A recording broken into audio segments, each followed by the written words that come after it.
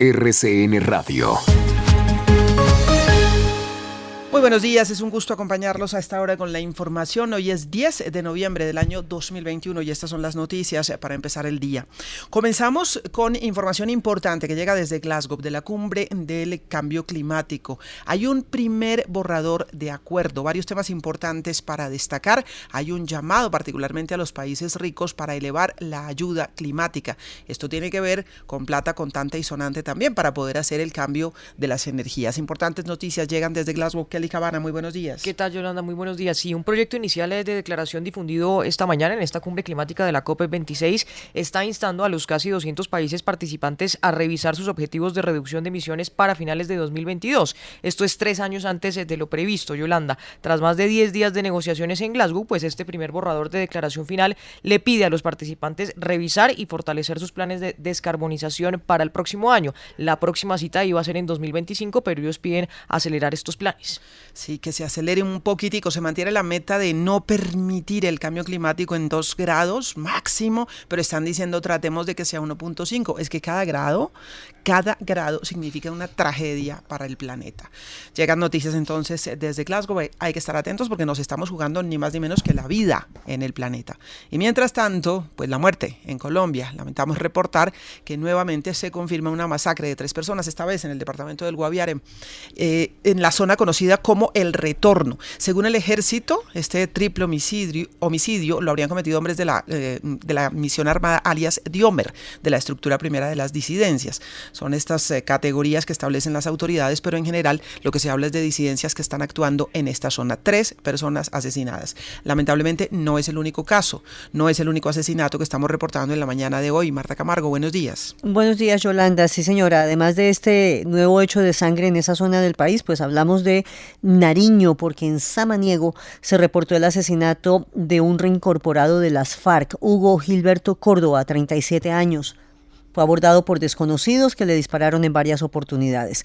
Otros 2 jóvenes fueron asesinados en el municipio de Apartadó, impactados por disparos desde un vehículo en movimiento. Y fue atacada con fusiles una base militar en zona del Catatumbo, justamente en la región del Tarra. Las autoridades reportan que no hubo víctimas ni heridos, pero llama la atención que vuelve a ser objeto de estos ataques el Tarra.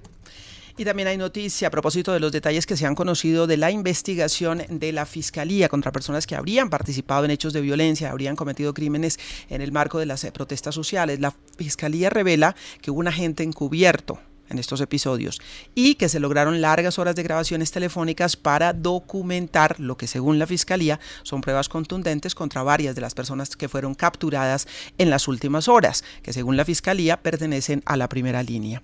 También hay noticia a propósito de la famosa bodega de oro. ¿Recuerdan ustedes el ataque de Película? Se dijo que fue un robo frustrado, después se dijo que sí alcanzaron a robar, en fin, se han conocido detalles en las últimas horas, Marta. Sí, fue otra audiencia judicial, esta vez contra los 10 implicados en el robo a esta bodega de oro el pasado jueves en Medellín. Se dieron a conocer videos del interior del lugar y uno de esos videos, que fue revelado por Noticias RCN, muestra el momento en el que la volqueta ingresa de manera abrupta y rompe la puerta de ingreso a la bodega. Entran hombres fuertemente armados allí donde estaban los lingotes de oro.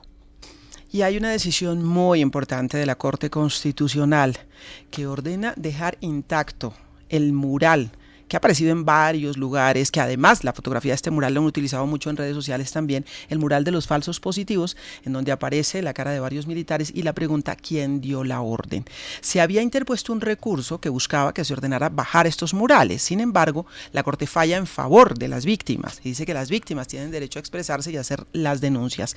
Recordemos que hace un par de semanas tal vez la Corte se había pronunciado también en el derecho de las mujeres que han sido víctimas de abuso a hacer denuncias públicas contra los abusadores. De nuevo la Corte sale aquí en defensa de las víctimas. Y hay novedades también hablando de falsos positivos en la JEP, Marta. Sí, señora, la Justicia Especial para la Paz dejó en claro que es la única competente para conocer los procesos contra el general retirado Mario Montoya por falsos positivos y en ese sentido pues dejó sin piso jurídico lo que estaba siendo establecido por parte de la Fiscalía. En otras noticias relacionadas con el orden jurídico, la Corte Suprema inadmitió denuncias del expresidente Uribe contra Iván Cepeda en el caso de manipulación de testigos. Y hay varias peleas políticas en las noticias del día de hoy. Pesos pesados del nuevo liberalismo hicieron pública una carta en la cual pues renuncian al Consejo Nacional de ese partido político. Dicen que no están de acuerdo en la manera como se conformó la dirección de la que hace parte el concejal Carlos Fernando Galán. En fin, hay debate ya dentro del nuevo liberalismo naciente, acaba de recuperar su personería jurídica y ya hay peleas políticas, que es lo normal, dijéramos, en todos los partidos. También hay peleas en Medellín, hay que decirlo, entre concejales y el alcalde de Medellín. El senador Iván Marulanda confirma renuncia al Partido Verde, regresa al nuevo liberalismo, en fin. Y en el caso de Bogotá, una pelea dentro de la bancada de gobierno, es decir, la bancada de Alianza Verde, que no están de acuerdo sobre el POT. Yanelda. Así es, Yolanda, gracias y muy buenos días. Estamos hablando ya de la ley de bancadas que estará aplicada en el Consejo Capitalino, el cual ha generado muchísima disputa entre los miembros precisamente del Partido Verde, como bien lo dice usted, que es el partido de gobierno. Todo esto luego de que se anunciara que ellos deben votar en bloque el plan de ordenamiento territorial, toda vez que varios de estos concejales públicamente, Yolanda, ya habían dicho que iban a votar negativamente parte de ese articulado. Pues esto generó muchísimo revuelo. Varios de estos concejales dicen que esto es antidemocrático, que hay clientelismo de por medio, en fin. Sin embargo, el propio Luis Ernesto Gómez, quien es el secretario de gobierno, pero ya hoy alcalde encargado, pues dice que no, que esta decisión fue consensuada, tomada directamente entre todos los miembros del partido previo a esta votación. Bueno, la ley de bancadas estalle que obliga un poco a tener una posición unificada y ese es un tema, por supuesto, de debate. En materia de pandemia, reporte de las últimas 24 horas, murieron 39 personas en Colombia por COVID-19, volvemos a pasar de 2.000 los nuevos casos de contagio con 2.199 y hay una alerta de la Organización Mundial de Salud que dice que puede haber, ojo, desabastecimiento del tipo de jeringas que se utilizan para las vacunas. Es que hay mucha demanda, son millones y millones de vacunas las que se deben aplicar. Y a propósito, un evento importante, Kelly, que se suspende a propósito de rebrotes de COVID-19, esto en China. Más noticias del mundo. Sí, Yolanda, es la maratón de Shanghái de este año, fue pospuesta indefinidamente, según dijeron esta madrugada los organizadores, que lo atribuyeron, fíjese, al pequeño brote de coronavirus que obligó también a suspender las maratones de Pekín y de Wuhan. Hay noticias también en la frontera entre Bielorrusia y Polonia. Las autoridades de Bielorrusia acusaron a Polonia de haber violentado a 4 migrantes en esta frontera entre los dos países en medio pues de una crisis migratoria que agudizó las tensiones entre Minsk y también los países occidentales. Y una noticia de última hora, Yolanda, el Tribunal General de la Unión Europea confirmó una fuerte multa a Google por 2.400 millones de euros a raíz del abuso de posición dominante en su mecanismo de comparación de precios en línea. Esto lo anunció la Corte hace algunos minutos. Bien, noticia importante que tiene que ver con Google también. Y nos vamos con José Fernando Neira, que nos tiene las noticias del deporte. Buenos días. Yolanda, buenos días. Pues las noticias pasan por la Selección Colombia. Ya está el grupo completo, 26 jugadores se encuentran ya bajo las órdenes de Reinaldo Rueda en Sao Paulo. No es fácil entrenar con el grupo completo. Tan solo hoy estarán ya realizando la práctica, esa previa al compromiso de mañana frente a Brasil por la eliminatoria al Mundial de Qatar. Ha dicho Luis Fernando Muriel que no hay ningún problema con James Rodríguez ante unos rumores sobre una supuesta diferencia con el jugador del Al Rayyan del fútbol de Qatar. Hoy, última práctica del equipo nacional. También en noticia, Santa Fe en el lado femenino. La Copa Libertadores Femenina tiene a Santa Fe ya en la fase de cuartos de final, luego de empatar frente a Ferroviaria, actual campeón del torneo. Jugará los cuartos de final este viernes ante la Sociedad Esportiva Kinderman, otro equipo brasileño. Y también es noticia la Copa Colombia. Hoy, primera final. Se enfrentarán Atlético Nacional y Deportivo Pereira en el Atanasio.